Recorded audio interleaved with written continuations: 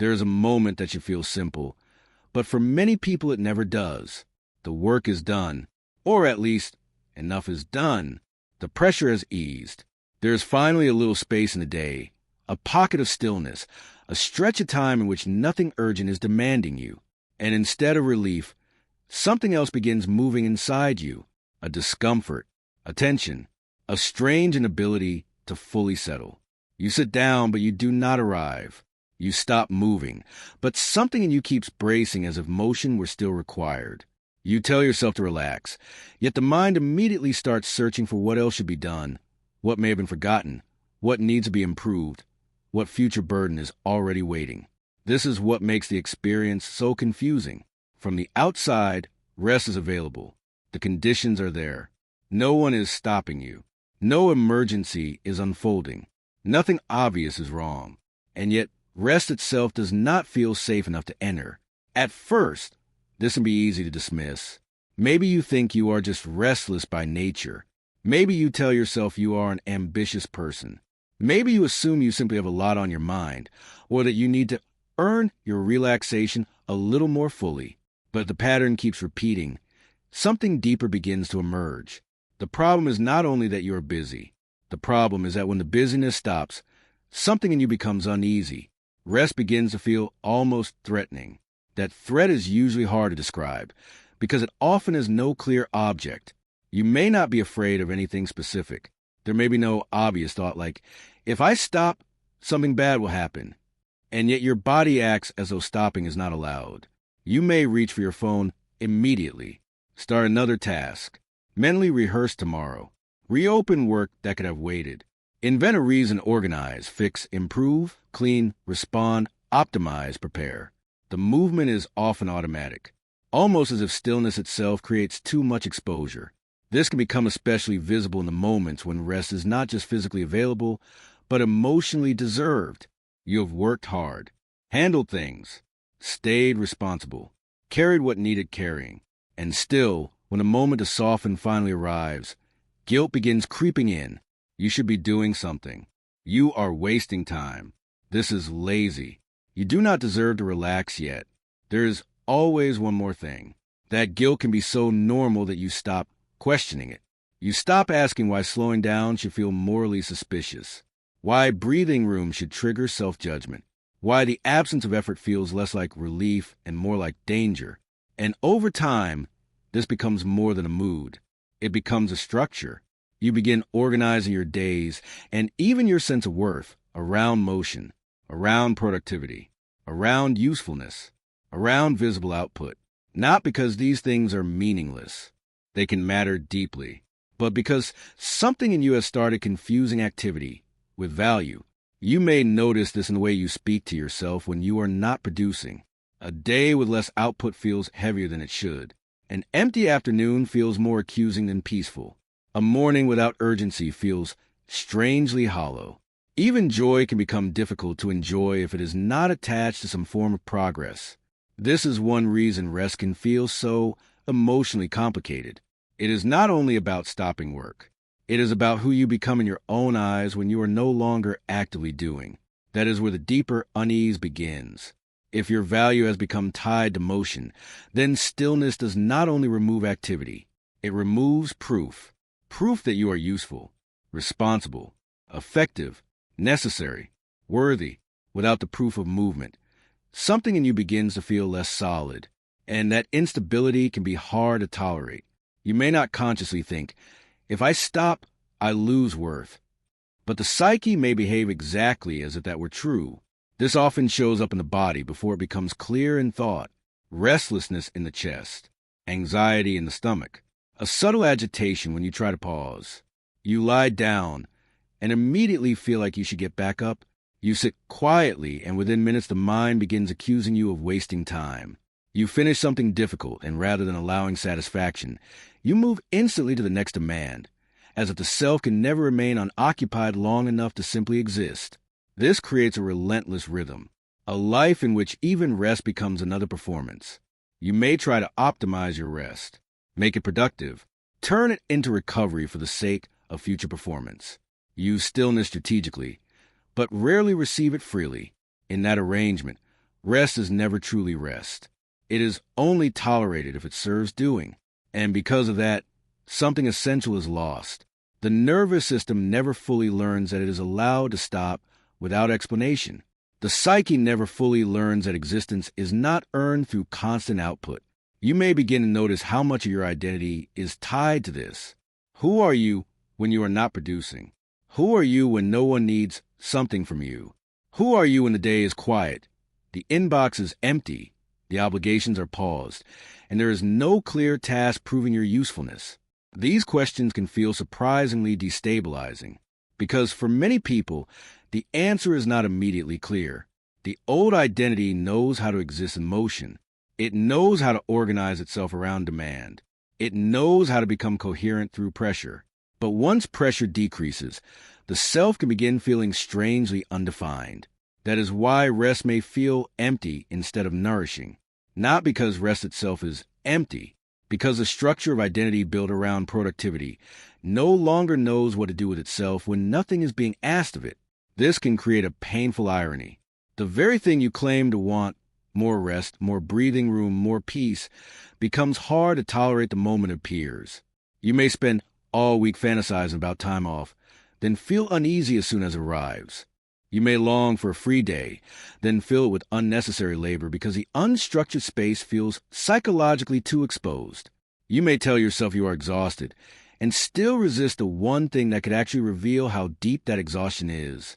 That last point matters. Rest is threatening not only because it interrupts productivity, it also reveals what productivity may have been helping you avoid. Fatigue, sadness, emptiness, loneliness, the fear that without constant movement, you do not know how to relate to yourself.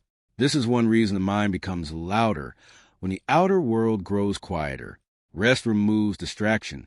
It reduces external justification for staying disconnected from the body, from emotion, from the silent places of the self that have been waiting underneath all the motion. If those inner places carry pain or uncertainty, then stillness can feel immediately uncomfortable. Not because rest is wrong, because rest allows contact. That contact may be with exhaustion, or grief, or a life that has become too organized around proving, or the unsettling realization that much of your activity has not been freely chosen, but compulsively necessary to hold together a certain kind of identity. This identity can be very socially rewarded.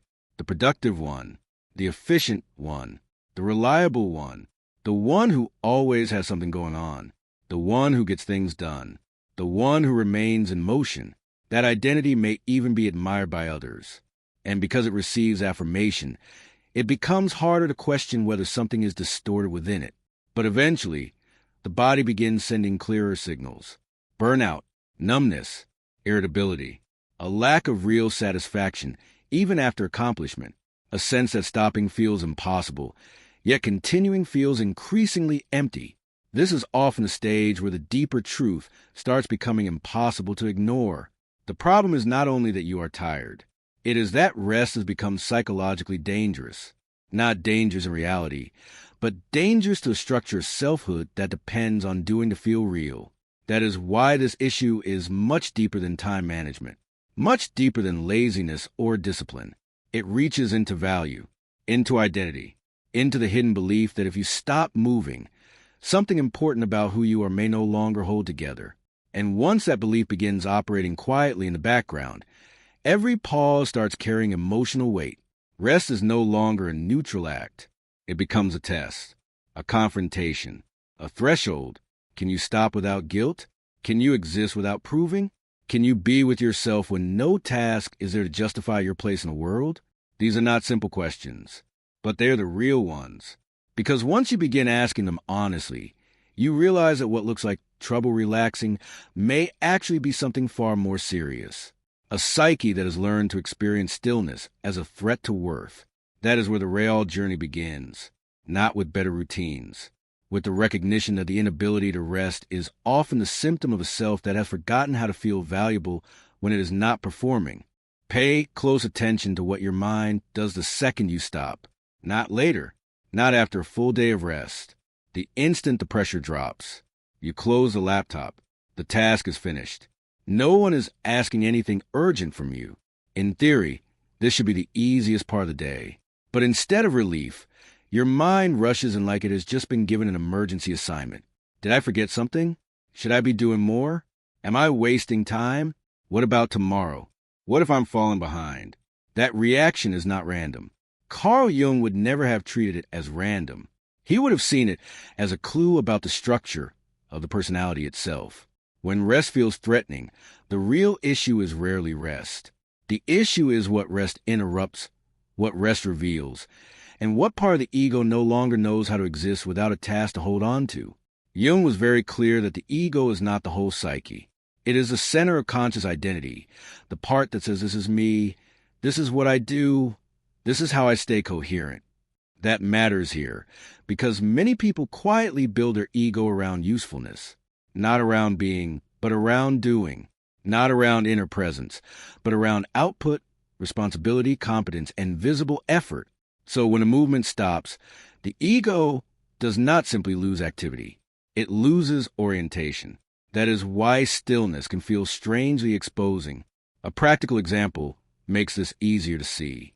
Imagine someone who has spent years being the reliable one. They are the person others call. They respond quickly. They solve problems. They stay productive. They carry pressure well. On the surface, they just look disciplined. But one free Sunday afternoon reveals a hidden truth. The moment nothing is required, they become uneasy. They start cleaning things that do not need cleaning, answering emails that could wait, planning projects they do not even want. Not because these actions matter, but because inactivity is psychologically destabilizing. Jung would ask a deeper question here. What is the ego defending itself from when it reaches for constant motion? One answer is identity loss. If your self-image is fused with productivity, then rest feels like a kind of disappearance. The old internal formula becomes very simple. When I produce, I exist clearly. When I stop, I become ambiguous. And most egos hate ambiguity. This is where Jung's idea of the persona becomes crucial. The persona is the social face, the role through which you become legible in the world. Many people build a persona around competence and usefulness. They become the productive one, the dependable one, the person who always has it together. That persona can become deeply admired, which makes a pattern even harder to challenge. The world rewards it. People trust it. It works. But Jung warned again and again that whatever becomes over-identified in consciousness creates an opposite in the unconscious. If the conscious personality becomes the one who is always active, always useful, always functioning, then what gets pushed down? Fatigue, need, receptivity, unstructured being, emotional vulnerability, the right to exist without a function. That hidden side does not disappear. It waits, and rest is often the moment when it starts pressing upward. This is one reason stillness can feel so emotionally charged. Once you stop moving, the unconscious gets louder. Feelings you postpone begin surfacing. Exhaustion becomes undeniable. Sadness that was muted by busyness becomes harder to outrun. You may even discover that the activity was doing much more than helping you achieve things. It was helping you avoid contact with yourself. Jung wrote, "People cannot stand too much reality." That line belongs here, because rest is reality in a concentrated form. Without the constant noise of tasks, the psyche becomes harder to escape. And if you have spent years organizing life around motion, that contact can feel unbearable at first. This is why guilt often appears the moment rest appears. The guilt is not just moral noise. It is a defense against stillness, against the unstructured self, against the parts of life that become visible once productivity stops acting as psychic anesthesia. Let's make this even more concrete. Think of the person who cannot watch a movie without half-working, the one who sits on the couch but keeps checking work messages, the one who goes on vacation and still feels internally chased, the one who says, "I don't know how to relax," and means it literally. That is not only a scheduling issue. That is a psyche that has learned to equate movement with safety. Carl Jung would likely recognize this as a one-sided adaptation. The conscious mind becomes overly loyal to one pole: function, effort, competence, usefulness. The opposite pole, stillness, receptivity, passivity, simple presence, falls into shadow. And once presence falls into shadow, it begins feeling suspicious. Unproductive time starts feeling empty or guilty, even when it is exactly what the system needs. There is another Jung quote that fits this perfectly. The least of things with a meaning is worth more in life than the greatest of things without it. Many people live as if motion itself were meaning, but motion is not always meaning. Sometimes it is only momentum. Sometimes it is compulsion. Sometimes it is fear wearing the costume of discipline. That is why two people can perform the same task and live it psychologically in completely different ways. One person works because the work matters. Another works because stopping would expose an inner void they do not know how to meet. Externally, the behavior can look identical. Internally, the structure is completely different. This is where Jung becomes especially useful. He helps us distinguish between activity that serves life and activity that defends against life. If you cannot rest, then your productivity may not only be ambition, it may also be a shield protecting a fragile identity from encountering silence. And silence is not neutral. Silence asks, who are you without output? Who are you when no one needs you? Who are you when there is nothing to improve, solve, prove, or fix? Those questions can feel brutal if the ego has no answer beyond performance. That is why rest starts feeling like a threat to worth. Not because worth actually disappears in stillness, but because the personality has not yet integrated a version of selfhood that can exist without visible usefulness. This is also why high achievers often feel most empty after accomplishment. They imagine the task will finally produce relief. But once the task is over, the same pressure returns in a new form. Why? Because the task was never only about the task. It was carrying a psychic function. It was stabilizing identity. Once it ends, the ego must find another object quickly or risk contact with the unstructured self underneath. Jung would call this a problem of relation to the self. The ego has become too dependent on outer form and too estranged from inner being. The deeper center of the psyche, what Jung called the self, is not built on productivity. It is built on totality, meaning relation and wholeness. When the ego becomes over-identified with doing, it loses conscious relation to that deeper center. Rest then feels empty because the ego has forgotten how to meet being without external props. A real-life example. Someone finishes a major project and tells themselves they'll take the evening off. But after 10 minutes of quiet, they feel agitated, vaguely ashamed, and oddly unreal. So they reopen the project just to check one thing. Then another. By the end of the night, they have worked 3 more hours they did not need to work. On the surface, this looks like dedication. Psychologically, it may be fear of falling into silence. Jung would not shame that person. He would ask what silence is carrying. Perhaps exhaustion. Perhaps grief. Perhaps loneliness. Perhaps the painful realization that so much of life has been built around proving worth rather than living from it. This is the hidden mechanism beneath rest guilt. It is not only, I should be doing more. It is also, if I am not doing, I do not know how to stay in contact with myself. That is why rest can feel hollow. Not because rest is empty, because the personality has not learned how to inhabit emptiness without rushing to fill it. And that is the real psychological emergency here. Not overwork by itself. A self that no longer feels real unless it is producing signs of its own legitimacy. Carl Jung helps us see that this is not solved by better time management. It is solved by confronting the split itself. The productive self is conscious, praised, and socially rewarded. The resting self is underdeveloped, shadowed, and often morally judged. Until those two sides begin relating differently, rest will keep feeling less like nourishment and more like a threat. That is why the question is no longer only, why can't I slow down? The deeper Jungian question is, what part of me have I only allowed to exist when it is useful? That is the real wound beneath the restlessness. And unless that wound becomes conscious, the mind will keep panicking the moment life gets quiet. Because quiet will keep sounding like the death of an identity built on motion. Try something simple for a second. Imagine finishing everything that absolutely had to be done today.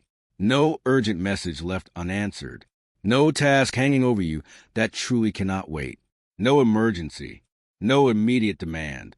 Now imagine doing nothing useful for the next hour. Not because you are sick, not because you gave up, not because you failed, just because you are alive, and the hour does not need to be converted into output. For many people, that image is more unsettling than it should be. That is exactly where the real work begins. Because the problem is no longer just overwork. It is the inability to let an unearned moment exist. Carl Jung would have recognized that this is never only behavioral. He would have seen it as a problem of psychic relation. The ego has become so identified with usefulness that being begins to feel morally thin unless it is justified by doing. So the task now is not simply rest more. The task is to build a relationship to stillness that does not immediately collapse into guilt. That takes more than advice. It takes re-education of the psyche. The first shift is this: you stop treating the guilt as truth. That matters enormously, because until now, the guilt may have sounded authoritative. It may have felt intelligent, practical, responsible. It may have used a language of duty, standards, and discipline. But what if much of that voice is not wisdom? What if it is only the old structure trying to preserve itself? The old structure says, move, prove, stay useful, do not disappear. Do not become the kind of person who simply rests. The new work says, stay here long enough to find out what actually happens if you do. This is why the beginning of integration is rarely dramatic. It happens in very small acts of noncompliance. You notice the urge to fill the space instantly, and instead of obeying it immediately, you pause. You notice the guilt rising when you sit down, and instead of standing back up at once, you remain seated for 1 minute more. You catch the thought that says, this is lazy, and instead of building your next action around that accusation, you observe it. That minute matters. Psychologically, it matters a great deal, because the old pattern depends on speed. Stillness appears. The self feels unstable. Motion restores identity. The sequence is so fast that you rarely get to see what was underneath it. But if you interrupt the reflex, even briefly, something else becomes visible. Maybe what rises first is anxiety. Not specific anxiety about one thing, but a kind of free-floating agitation, a feeling that you should be somewhere else inwardly, doing something else, becoming something else. If you stay, the agitation may sharpen before it softens. This is one reason people abandon the experiment so quickly. They assume the discomfort proves that rest is unnatural for them. But Jung would urge you not to stop there. He would ask what this anxiety is defending against. Perhaps it is defending against fatigue you have not wanted to fully feel. This is very common. The body is more tired than the mind is permitted. As long as you keep moving, the fatigue remains partially abstract. But the moment you stop, the truth becomes undeniable. Suddenly you feel how overextended you are, and that truth can be frightening, because it implies that your current way of life may not be as sustainable as your identity wants to believe. Or perhaps rest reveals sadness.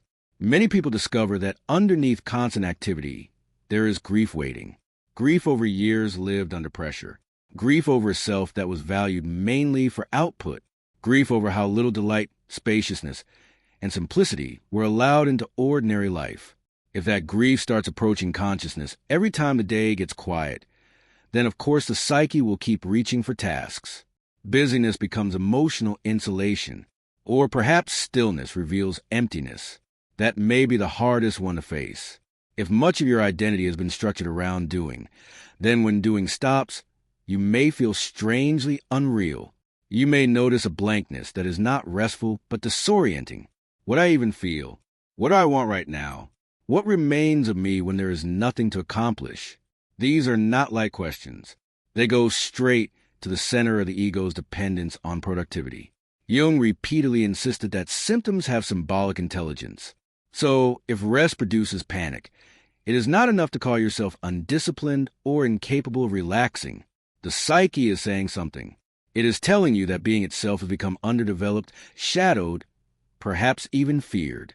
That is why the real movement in this section is not toward better recovery habits alone. It is toward a different experience of selfhood. You begin learning very slowly that usefulness is not the only state in which you are allowed to feel real. This can start in extremely ordinary ways. You drink coffee in the morning without turning the first 10 minutes into planning. You go for a walk and resist the urge to turn it into self-improvement content, productivity thinking, problem solving, or future management. You lie down when tired without immediately negotiating with yourself about whether you have done enough to deserve it. You let an evening be plain. No optimization. No conversion of rest into future efficiency. Just rest. At first, these actions feel absurdly difficult. That is important to admit. People often shame themselves for this. They think, why is it so hard just to sit still? But difficulty is the evidence that something deep is being touched. The psyche has organized itself around performance, and now performance is being interrupted. Of course, the old system resists. Carl Jung wrote, "The least of things with meaning is worth more in life than the greatest of things without it." Rest becomes meaningful when it is no longer merely a tactical break in service of more production. It becomes meaningful when it restores relation to life itself, to embodiment, to inwardness, to a self that is not identical with usefulness. That deeper kind of rest often feels unfamiliar before it feels good. This is where patience becomes crucial. Not the patience of waiting for some future day, when you'll magically become relaxed. The patience of staying in the imperfect encounter with stillness long enough for a new internal law to form. The old law was, if I stop, I become less. The new law has to be lived before it can be believed. If I stop, more of my actual life can appear. That shift changes your whole relationship to time. Time stops being valuable only when filled. A quiet hour stops being a moral problem to solve. An empty space in the calendar stops looking like wasted identity. You begin feeling, perhaps for the first time in years, that your existence is not justified only by what it produces. That realization is radical for a productivity-shaped ego. It may even feel subversive. Because if you truly begin accepting that your worth does not rise and fall with visible output, then many other things have to change too. You may have to question the way you structure your week, the way you answer messages, the way you measure days, the way you choose commitments, the way you relate to ambition itself. This does not mean abandoning excellence. That is a common fear. People who are fused with productivity often imagine that if they loosen the pattern, they will become passive, directionless, or unremarkable. But Jung would not describe integration that way. Integration does not erase your capacity. It restores proportion. It means work can become work again instead of a total system of self-definition. When that happens, effort changes quality. You can still be disciplined, still create, still build, still care deeply about what you are doing. But the work no longer has to carry the whole burden of your worth. And because it carries less burden, it often becomes cleaner, more chosen, less frantic, less psychologically overloaded. This is one of the hidden gifts of integrating rest. Work becomes more honest when it is no longer secretly trying to prove that you deserve to exist. Another real-life example. Imagine someone who used to end every productive day with the same emptiness. They got things done, but satisfaction vanished immediately, so they kept adding more tasks. After beginning this work, maybe nothing changes outwardly at first, except one small act. When the day ends, they do not immediately create a new demand. They let the ending be real. They feel the discomfort. The guilt comes. The mind says they should continue. But they remain. After a few weeks, the evening begins to feel different. Not magically peaceful, but less accusatory. The system starts learning that stopping is survivable. That is exactly how psychic change works. Through repetition. Through many moments in which the old fear rises and is not obeyed as the final authority. Jung would likely say that this is the ego coming into better relation with the self. The self does not disappear when productivity stops. In fact, it often becomes more perceptible. The deeper psyche tends to speak more clearly when the noise decreases. Symbols, feelings, intuitions, deeper preferences, even the quiet sense of what is meaningful often emerge only once a compulsive movement slows. This means that rest is not empty time. It is revelatory time. It reveals what the productive identity has been covering.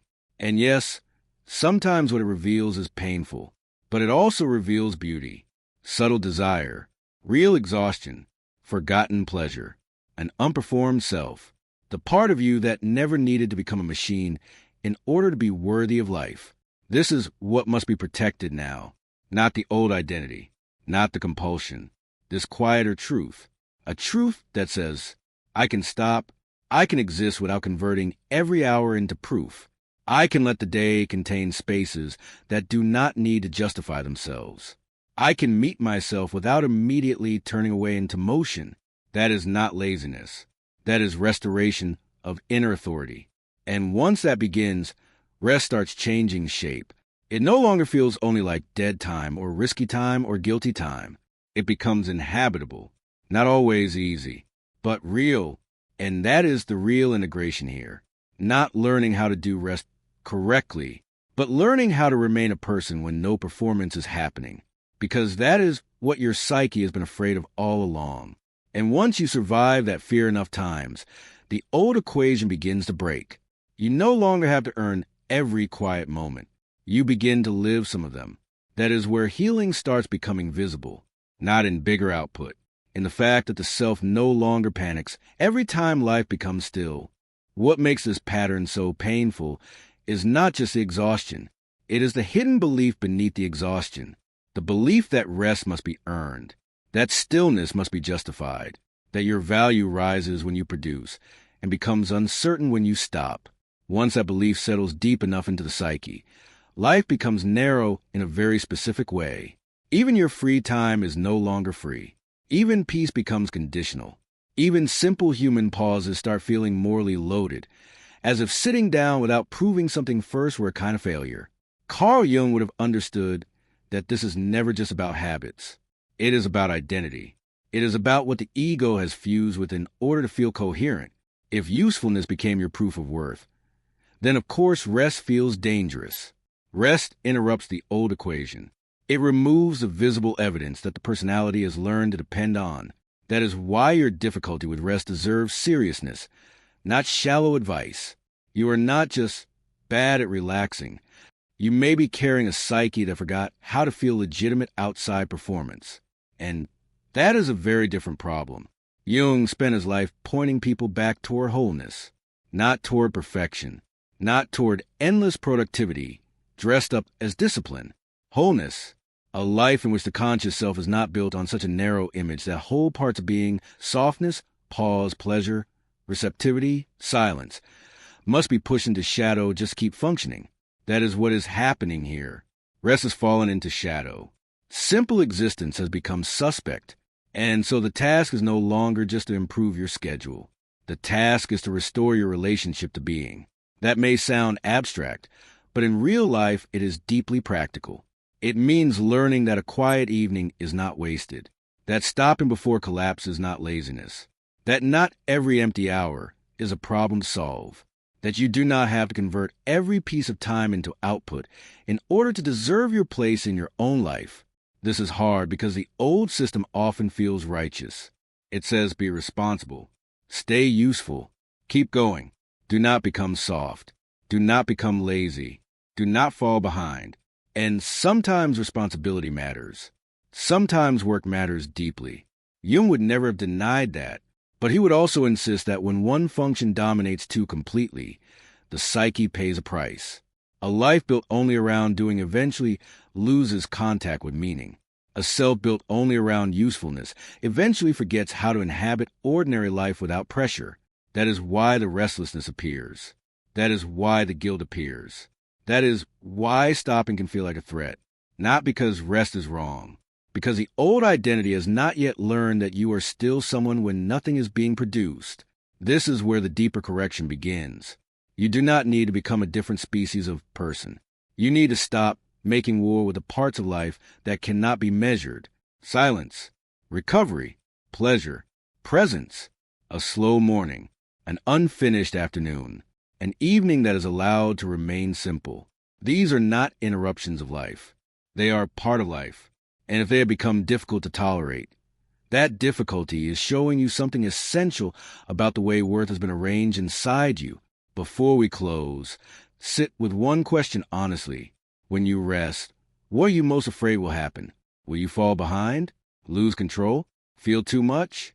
Realize how tired you are? Or discover that without constant doing, you do not yet know how to meet yourself? Stay with that question, because whatever answer rises first is pointing straight at the psychological, not beneath the pattern. If this resonates, write in the comments one moment recently when you tried to rest, but immediately felt guilty for it. Not the polished explanation, the real moment, the one where your body wanted stillness and your mind treated stillness like a mistake. And if you know someone who cannot stop, who never truly rests, who looks productive from the outside, but quietly seems unable to exist without a task in front of them, please share this video with them. Because sometimes the deepest healing begins with one simple realization. You were never meant to prove your right to breathe by staying busy. See you in the next video.